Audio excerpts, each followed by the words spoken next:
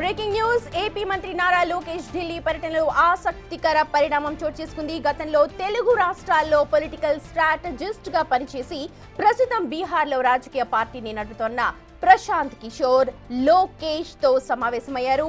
ఇద్దరి మధ్య పలు కీలక అంశాలు చర్చకొచ్చినట్టుగా తెలుస్తోంది.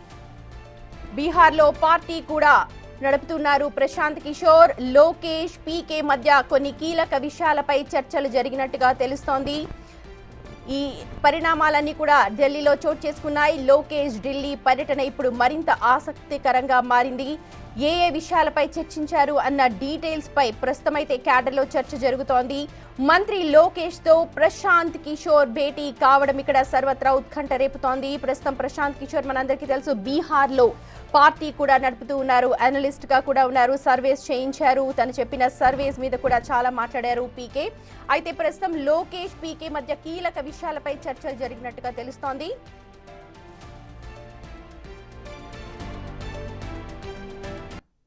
వీరిద్దరి మధ్య ఎలాంటి సంభాషణ చోటు చేసుకుందో డీటెయిల్స్ అందించడానికి మా ఢిల్లీ నుంచి ప్రతినిధి శివ ప్రస్తుతం అందుబాటులో ఉన్నారు. To you Shiva. Right Sumathi, Nara Lokesh Delhi పర్యటనలో ఆసక్తికర పరిణామం చోటు చేసుకుంది. నారా లోకేష్ వచ్చిన వితిన్ 5 మినిట్స్లోనే ప్రశాంత్ కిషోర్ పొలిటికల్ అనలిస్ట్ ప్రశాంత్ కిషోర్ కూడా నారా లోకేష్ నివాసానికి చేరుకున్నారు. ప్రజెంట్ నారా లోకేష్ నివాసంలో ఇద్దరి భేటీ కొనసాగుతుంది. మనం చూస్తున్నాం ప్రజెంట్ నారా లోకేష్ నివాసం వద్దన్నాం.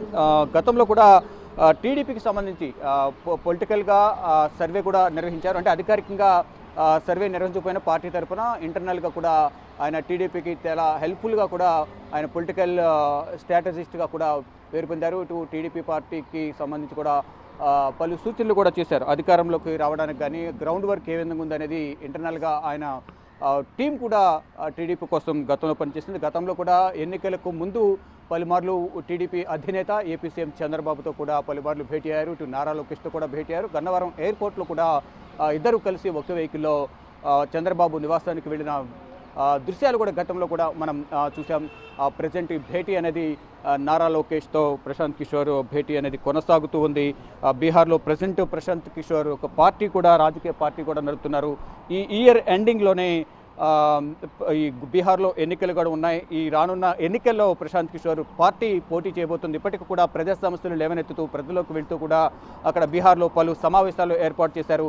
ఇటు ప్రజెంట్ ఉన్న అధికార పార్టీకి వ్యతిరేకంగా కానీ, మరోవైపు ప్రజలకు సంక్షేమ పథకాలు అందడం కానీ, అభివృద్ధి పరంగా కూడా కొన్ని కీలక విషయాలపై కూడా గతంలో కూడా కొన్ని నిరసనలు కూడా తెలియజేశారు. ఇటు పార్టీకి సంబంధించి ప్రజల కోసం కూడా ఆయన జైలుకు కూడా వెళ్ళారు. నేను బెయిల్ అప్పీల్ చేయను, బెయిల్ తీసుకోను, జైల్లోనూ ఉంటానంటూ కూడా ఆయన ధర్నాలు కూడా నిర్వహించారు.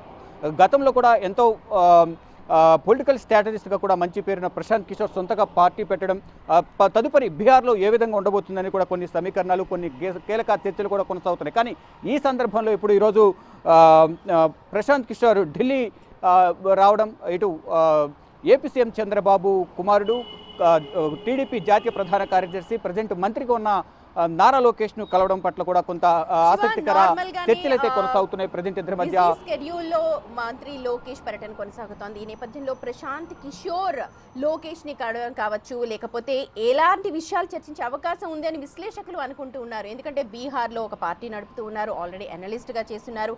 ఇక్కడ అభిప్రాయాలు తీసుకుని ఏమైనా అక్కడ అవలంబించే అవకాశాల కోసం చూస్తున్నారా? ఎలాంటి విశ్లేషణ ఉంటుంది?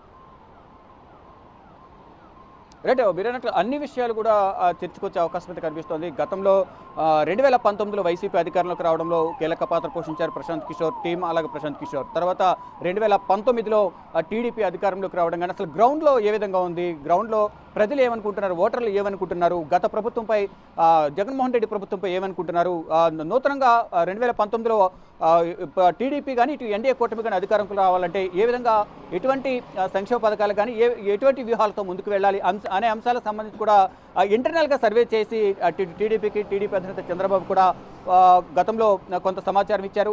దాని ద్వారా గతంలో కూడా అనేక పార్టీలకు ఆయన పనిచేసినప్పటికీ ఇటు టీడీపీకి మాత్రం ఇంటర్నల్గా మాత్రమే పనిచేశారు అనేది ప్రధానంగా తెలుస్తోంది. అంటే గతంలో పార్టీ తరఫున పనిచేయాలి అని కోరినప్పటికీ కూడా నేను ఏ పార్టీకి పనిచేయడం లేదు, ఫార్మల్గా కలవడానికి మాత్రం నేను వచ్చానంటూ కూడా గతంలో గన్నవరం ఎయిర్పోర్ట్లో మీడియాకు కనిపించిన సందర్భంలో ఆయన స్పందించారు. కానీ తర్వాత పలుమార్లు టీడీపీ అధినేతను కలవడం, తర్వాత నారా లోకేష్ని కలవడం, ఒక ప్రముఖ జాతీయ మీడియాకు ఇంటర్వ్యూ ఇచ్చే సందర్భంలో కూడా జస్ట్ కలవడానికి మాత్రం వచ్చానని ఆయన చెప్పారు. కానీ ఇప్పుడు మళ్ళీ మరిన్ని అప్డేట్స్ కోసం మిమ్మల్ని కాంటాక్ట్ చేస్తాం. Thank you so much.